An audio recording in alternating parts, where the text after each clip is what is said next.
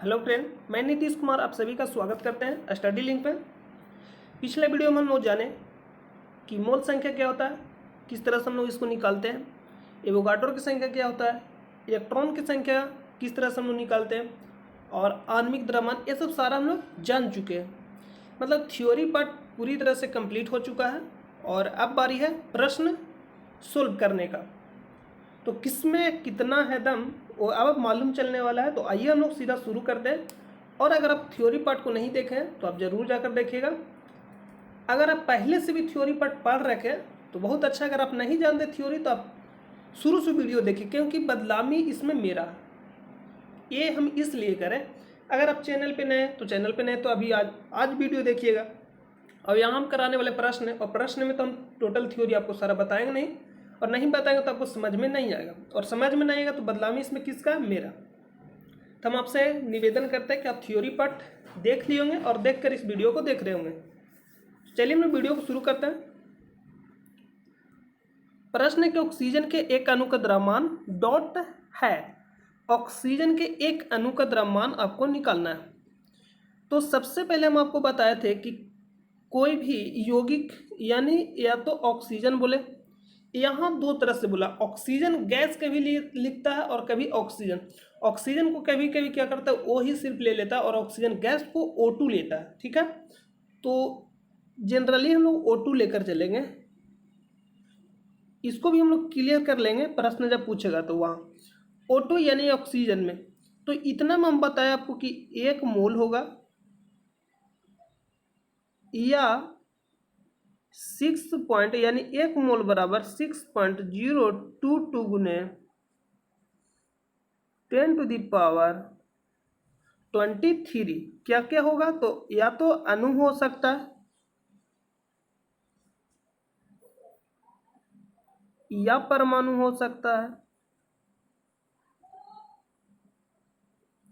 या आयन हो सकता है।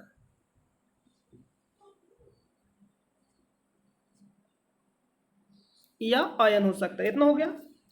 तो यहां से कुछ कुछ अगर आपका दिमाग काम कर रहा होगा तो हम तो ये भी तो बोल सकते हैं कि 6.022 गुने 10⁻23 अणु बराबर 1 मोल होता है, या इतना बराबर O2। तो O2 कहने का मतलब है 32 ग्राम। नहीं समझे? ऑक्सीजन हो गया 16 और दूसरे गुना, तो 16 दूनी 32 ग्राम। यानी या तो हम लोग यहाँ से ये भी कर सकते हैं 6.022 गुने 10⁻23 अणु में 32 ग्राम ऑक्सीजन होता है। समझ गए होंगे हम क्या आपको समझाना चाह रहे हैं। तो यहाँ से आप इतना समझ गए। तो यहाँ से ये निकला कि 32 ग्राम में 6.022 गुने 10⁻23 अणु होता है। इतना हो गया। इतना मतलब अणु होता है, इतना हो जाएगा। अब आपको निकालना, प्रश्न बोला कि एक अणु का द्रव्यमान कितना होगा, ऑक्सीजन के एक अणु का द्रव्यमान कितना होगा। तो आपको ये मालूम है कि 6.022 गुने 10⁻23 अणु के बराबर 32 ग्राम ऑक्सीजन होगा। तो एक अणु में कितना होगा, तो हम लोग यहां से ये नहीं निकाल लेंगे, यहां से हम लोग ये तो निकाल ही सकते हैं। तो 32 ग्राम बटा इसको भागा दे देंगे, तो 6.022 गुने 10⁻23 और यहाँ हो जाएगा एक अणु के बराबर। समझ गए?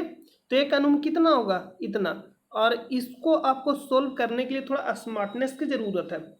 स्मार्टनेस इसमें क्या दिखाना पड़ेगा, क्योंकि जब आप एग्जाम में बैठिएगा तो इसको सोल्व करते रह जाइएगा, तो दिमाग थोड़ा यहाँ ये स्मार्टनेस की जरूरत है कि जैसे में ये तो ऊपर जाएगा तो आपको मालूम है कि जब भी भागा से कोई जाता है ऊपर मतलब गुना में, तो क्या हो जाएगा, माइनस हो जाएगा। तो यहाँ से बचेगा 32 ग्राम बटा 6.022 गुने 10 के पावर -23, क्योंकि गुना में चला गया तो इतना हो जाएगा। यहाँ तक तो समझ गए हैं, क्योंकि बट्टा से जब ऊपर में जाएगा तो माइनस हो जाता है।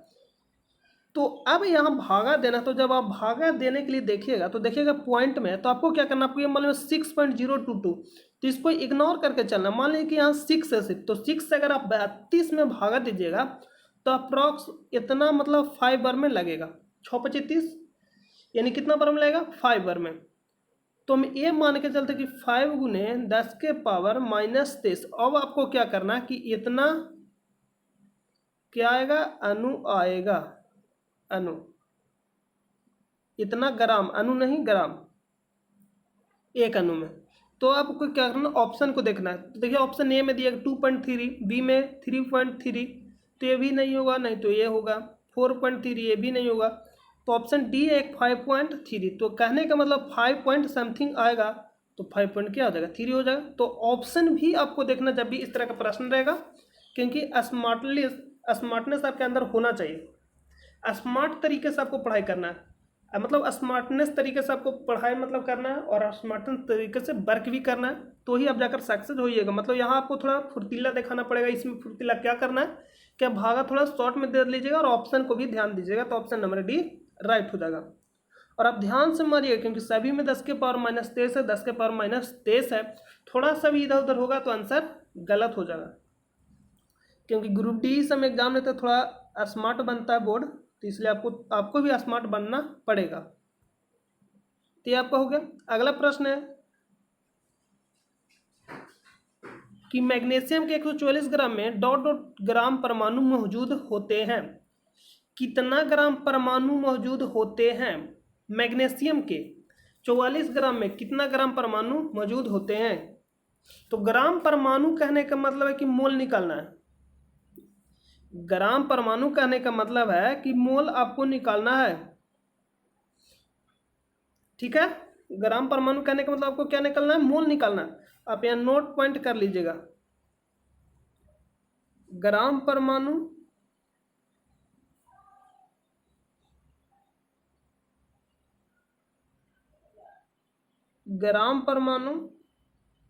या मोल की संख्या, ये हो गया। अब आइए प्रश्न पे। तो प्रश्न बोला 144 ग्राम में, तो 144 ग्राम कहने का मतलब है, तो हम आपको बताए थे कि दिया गया द्रव्यमान, तो दिया गया द्रव्यमान कितना है, 144। दिया गया द्रव्यमान कितना है, 144। और मैग्नीशियम के, तो मैग्नीशियम के आणविक द्रव्यमान कितना होता है, मैग्नीशियम होता है 24। मैग्नीशियम कितना होता है, 24। तो आपको क्या करना है, इससे भागा दे देना तो आंसर आ जाएगा। तो भागा दीजिएगा तो कितना हो जाएगा, 6, यानी कितना हो जाएगा, 6। तो ऑप्शन नंबर बी राइट हो जाएगा। अगला प्रश्न पे चलते हैं। और आणविक द्रव्यमान आपको बताए थे शुरू में, जो इसके पिछले वाले वीडियो था उसमें, कि ऑप्शन बहुत ही तरीके से पूछा, कभी कभी ग्राम दे देता, कभी कभी यू दे देता, कभी कभी AMU। तो इसको आपको ध्यान देना, एटॉमिक मास यूनिट। तो इसको किस तरह से ऑप्शन को ध्यान देकर लगाना, क्योंकि एक ही क्वेश्चन का आंसर ऑप्शन मतलब कई तरीक़ा से हो सकता है। तो ये आपको बता दिया। तो हम आपसे बार बार निवेदन कर रहे हैं कि आप शुरू से वीडियो को जाकर देखिएगा थ्योरी पार्ट से, तो आपको समझ में आएगा। ये हो गया। अगला प्रश्न पे चलते हैं। अगला प्रश्न है कि 273 के पर 1 क्या हो जाएगा, 1 डेसीमीटर क्यूब क्षमता के एक पात्र में दिए गए क्लोरीन की कौन सी मात्रा न्यूनतम दाब डालेगी? कौन सी मात्रा न्यूनतम दाब डालेगी? तो ये तो अभी आपको थ्योरी पार्ट नहीं पढ़ाया गया, तो इसको अभी क्या करना है, स्टॉप करके रखना, समझ गए। तो इसको अभी क्या करना है, नहीं देखना, क्योंकि आपको थ्योरी पार्ट नहीं पढ़ाना। तो अभी इसका आंसर आपको याद कर लेना है, ऑप्शन नंबर सी।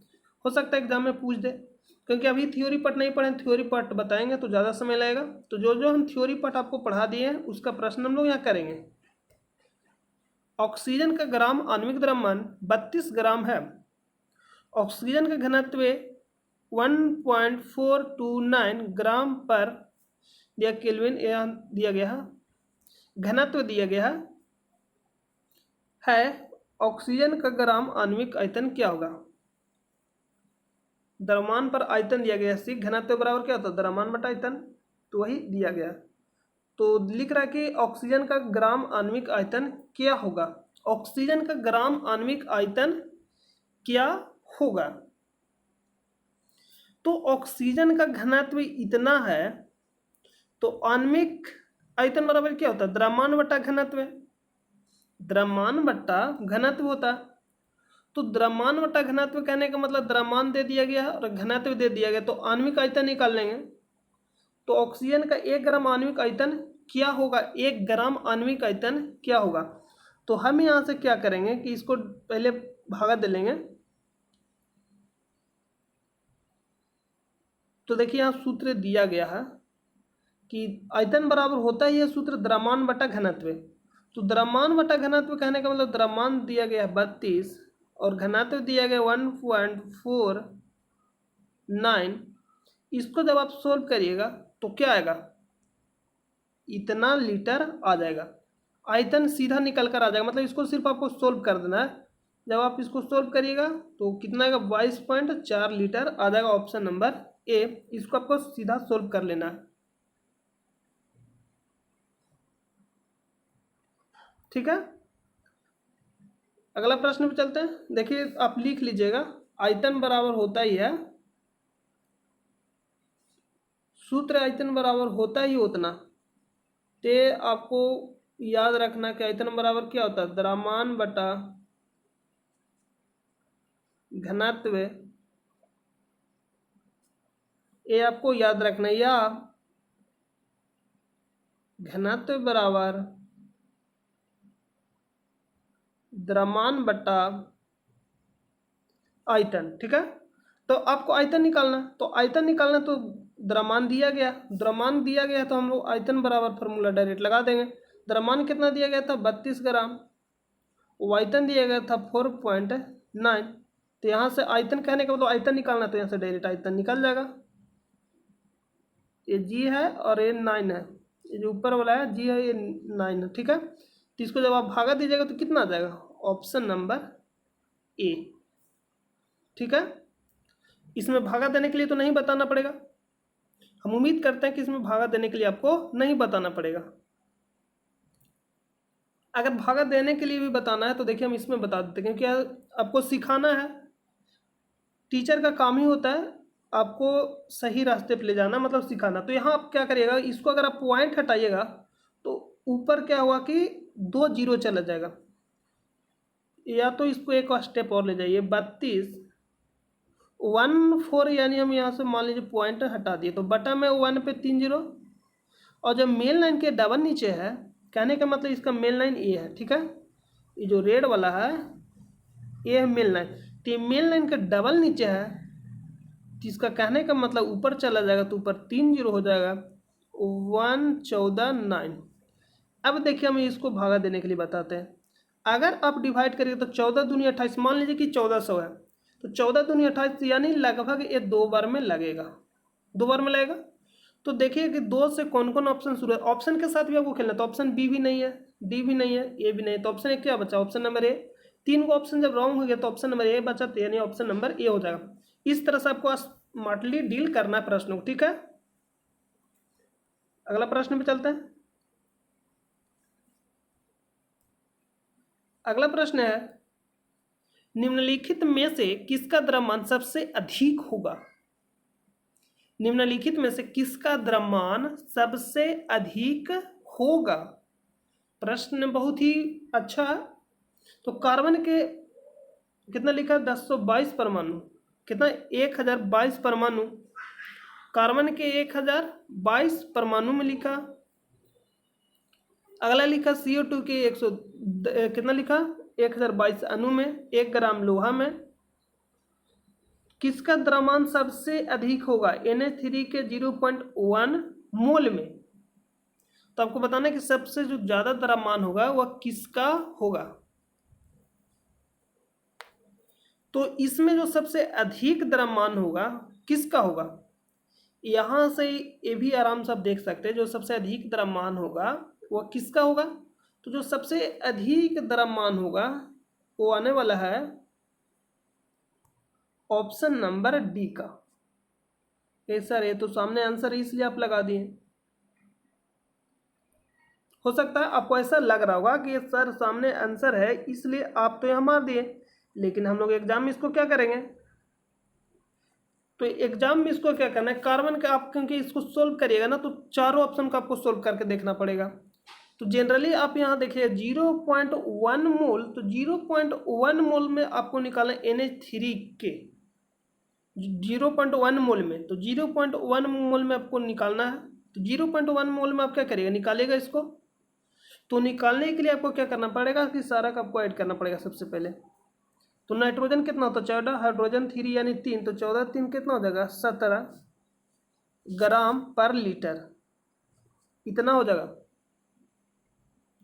ठीक है, तो 0.1 मोल, तो आपको 1 मोल के बराबर आपको पता है कि कितना होता है, 1 मोल के बराबर आपको मालूम है कि सभी के जो होता है, जो आणविक द्रव्य सभी आपस में क्या होता है, बराबर होता है। यानी हम यहाँ से तय कर सकते हैं कि जो हो जाएगा 17 ग्राम हो जाए, लेकिन 0.1 मोल में निकालना है, तो 0.1 मोल से आपको गुना करना पड़ेगा। तो जब आप 0.1 मोल से गुना करिएगा तो 1.7 आएगा, इतना ही आएगा कुछ। 0.1 से इसमें गुना करिए क्योंकि 1 मोल बराबर 17 ग्राम आएगा, तो 0.1 मोल बराबर आपको निकालना।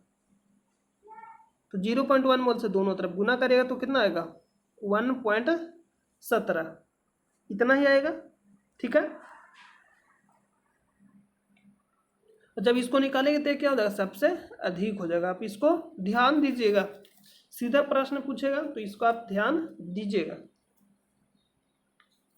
आई होप कि समझ में आ गया होगा। अगला प्रश्न पे चलते हैं। देखिए कार्बन इसलिए नहीं होगा, कंफ्यूजन लग रहा था, हम आपको थोड़ा सा क्लियर कर देते हैं। क्योंकि बोला है 1022 परमाणु में कार्बन बोला CO2 किसमें 1022 में, तो 1022 परमाणु में, तो आपको मालूम है कार्बन के 1 मोल कहने का मतलब है कार्बन के 44 ग्राम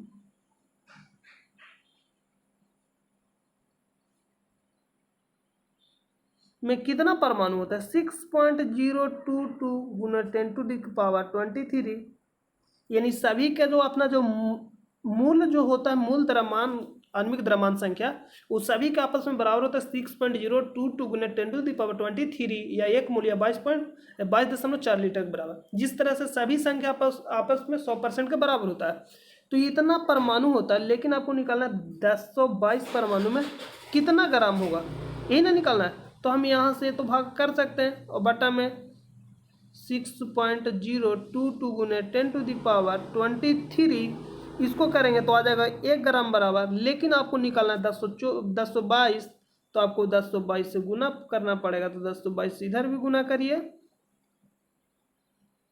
समझ रहे हैं यहाँ। तो इसको बताइए 10 के पावर 23 है, तो कहने का मतलब 10 के पावर 23 कहने का मतलब 10 पे 23 जीरो से भागा आपको देना। तो जब इसको भागा दीजिएगा ना तो 1.7 से भी ये छोटा आ जाएगा। अब यहाँ अगर गुना क्योंकि है, जैसे हम आपको मालूम है कि एक परमाणु संख्या में 4 ग्राम होता है, तो अगर आपसे पूछेगा कि 2 परमाणु संख्या कितना ग्राम होगा 8 ग्राम, तो क्या किए आप दोनों तरफ गुना कर दिए। ठीक है, तो उसी तरह से हमको ये निकल कर आ गया कि एक परमाणु में इतना ग्राम होता है, तो कितना हो जाएगा 1022 में निकालना, तो 1022 इधर भी लिख दिया, तो 1022 में कितना होगा तो 1022 से गुना कर दिए। तो जब आप कैलकुलेशन करिएगा तो बहुत ही छोटा है, क्योंकि 10 पे 23 जीरो सोच लीजिए, तो ये जो आएगा क्या होगा सभी आपस में छोटा है। इसी तरह से आप ऑप्शन नंबर बी को भी निकाल सकते हैं। ऑप्शन नंबर क्या कर सकते हैं, बी को भी, कार्बन है सॉरी CO2, तो CO2 को भी निकाले। ऑप्शन नंबर बी को ही अभी चेक किए, तो कार्बन के भी आप निकाल सकते हैं। तो सी यानी कितना हो जाएगा 44 का जगह बस क्या करना है 12 रख देना, तो ये भी छोटा आएगा। और 1 ग्राम लोहा तो ये और छोटा आएगा, समझ गए।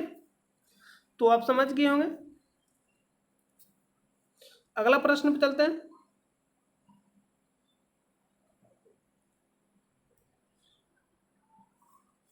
कार्बन का परमाणु द्रव्यमान 12 है, कार्बन के 24 ग्राम अणुओं की संख्या होगी, तो अणुओं की संख्या निकालने के लिए आपको क्या करना है, ए आपको बता दिया, तो अणुओं की संख्या निकालने कुछ नहीं, दिया गया द्रव्यमान, तो दिया गया द्रव्यमान कितना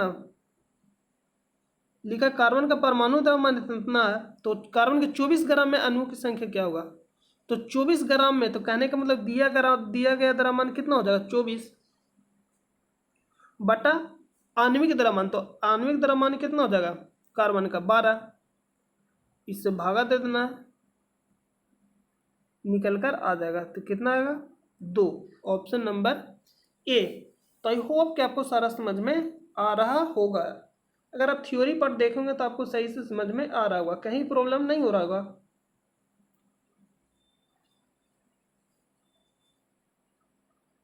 अगला है CO2 के 0.6 अणु में सल्फर के कितने परमाणु मौजूद है,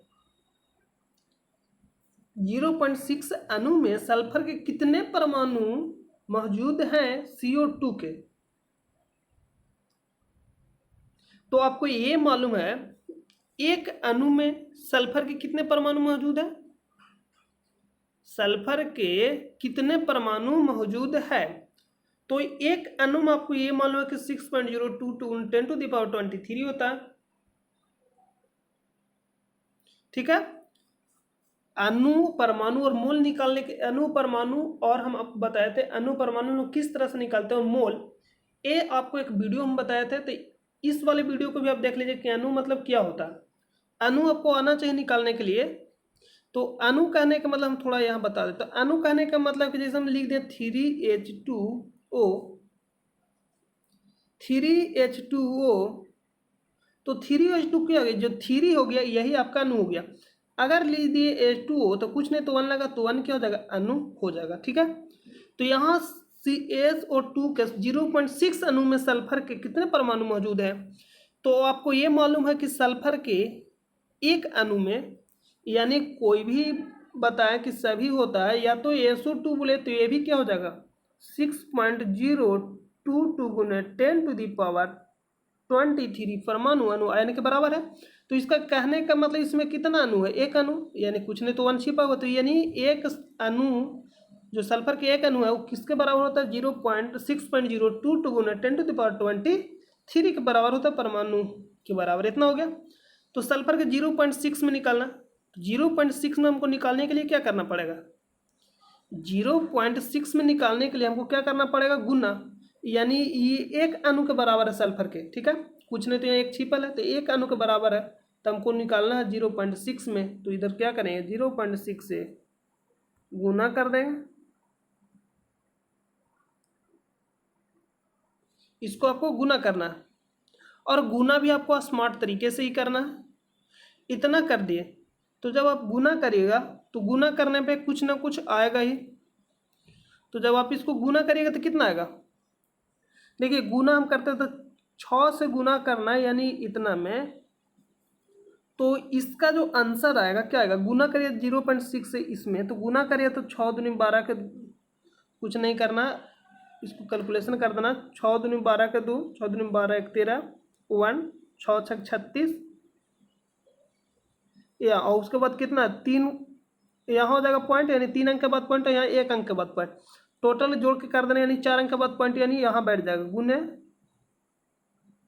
10⁻23, इतना आ जाएगा 3.6।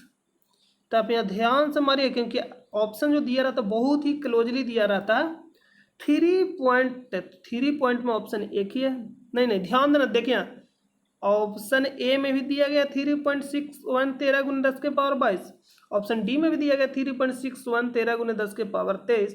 थोड़ा आपको ध्यान से मारना है क्लोजली, क्योंकि ऑप्शन दिया गया है, तो आप थोड़ा संभल कर मारिएगा इसको, नहीं तो क्या हो जाएगा, गलत हो जाएगा। तो option number D, option number क्या हो जाएगा, डी। अगला प्रश्न पे चलते हैं। इतना समीकरण पर ध्यान दें, उपयुक्त समीकरण संतुलन है तो HCl के डॉट डॉट मोल की आवश्यकता होती है, डॉट डॉट मोल्स की आवश्यकता होती है, HCl को कितना मोल्स की आवश्यकता होती है। तो संतुलित समीकरण आपको बताया गया है। तो संतुलित समीकरण में क्या होता है, परमाणु की संख्या को बराबर करना होता है। देखिए पी भी इधर 1 है तो इधर भी 1 परमाणु संख्या, क्लोरीन इधर 2 है तो क्लोरीन इधर 2 नहीं है, यानी बराबर नहीं है। ऑक्सीजन इधर 1 हुआ तो इधर भी ऑक्सीजन 1 हुआ, हाइड्रोजन इधर 2 हुआ तो हाइड्रोजन इधर 1 हुआ। तो यहाँ से पता चले क्लोरीन इधर 2 का, हाइड्रोजन भी 2 है, तो यहाँ क्लोरीन भी 2 को चाहिए, हाइड्रोजन भी 2 चाहिए, तो हमको यहाँ का करना पड़ेगा 2 से गुना, यानी 2 अणु या ये मोल बोलिए 2 से हमको क्या करना पड़ेगा गुना। तो वही बोला कि HCl का डॉट के मोल्स की आवश्यकता होगी, मतलब संतुलित करने के लिए कितना मोल्स की आवश्यकता होगा 2। ऑप्शन नंबर ए बोल रहा है वह रासायनिक समीकरण, संतुलित समीकरण का मतलब आप क्या समझते हैं, सीधा एक लाइन में समझिए कि संतुलित समीकरण का मतलब क्या होता है। अब तराजू देखें तो तराजू देखें कहने का मतलब आप मान लीजिए कि एक तरह से अभी बन जाइए, व्यापार मान कर रहे हैं, दुकानदार है और आपको देना सामान, तो 1 किलो सामान अगर देना है कोई चीज़ तो 1 किलो आप एक तरफ चढ़ाइएगा, उसी के बराबर करिएगा दूसरे तरफ, तो यही हो गया संतुलित, यानी बराबर करना। बराबर बराबर तराजू पे अगर 2 किलो इधर चढ़ाएं तो 2 किलो इधर भी चढ़ाइए, 4 किलो इधर चढ़ाएं तो 4 किलो इधर भी चढ़ाइए। कहने का मतलब आप समझ रहे हो, जैसे में ए मान लीजिए कि 2 तराजू है, एक क्या है 2 तराजू है, तो 2 तराजू अगर इधर 2 किलो चढ़ाएं तो इधर भी आपको 2 किलो चढ़ाना पड़ेगा बराबर करने के लिए। अगर इधर 3 किलो चढ़ाएं तो इधर भी 3 किलो, बस यही है संतुलित समीकरण। तो इधर हाइड्रोजन की एक संख्या परमाणु संख्या, इधर मतलब हाइड्रोजन 1 है तो इधर हाइड्रोजन 2 का है, तो बराबर करना तो 2 से गुना करें, 2 को हाइड्रोजन भी हो गया, क्लोरीन भी 2 हो गया, तो यहाँ देखिए क्लोरीन 2 है तो यहाँ भी क्लोरीन 2 हो गया। यहाँ पीवी यानी सीसा 1 हुआ तो इधर भी सीसा 1 हुआ, ऑक्सीजन इधर 1 है तो ऑक्सीजन भी इधर भी 1 है, यानी संतुलित हो गया। ठीक है, और ये भी प्रश्न पूछता है संतुलित समीकरण में किसको बराबर करते हैं, तो परमाणु संख्या को। अब ध्यान दीजिएगा, इसके बारे में आपको पढ़ा दिया गया है, तो आई होप कि आपको यहाँ तक समझ में आ गया होगा। तो आज के लिए हम लोग इस वीडियो को यहीं रोकेंगे, क्योंकि 8 तक हो गया। जो 9वां जो प्रश्न है बस यही अभी संतुलित समीकरण के बारे में दे, 9वां प्रश्न आपको दिखाई सही से नहीं दे रहा होगा, तो इसको हम लोग क्या करेंगे अगले वीडियो में कवर करेंगे। और ये आपको प्रश्न दिया गया था कि 90 ग्राम पानी मोल की संख्या क्या है, तो ये आपको शुरू में बता दिया गया।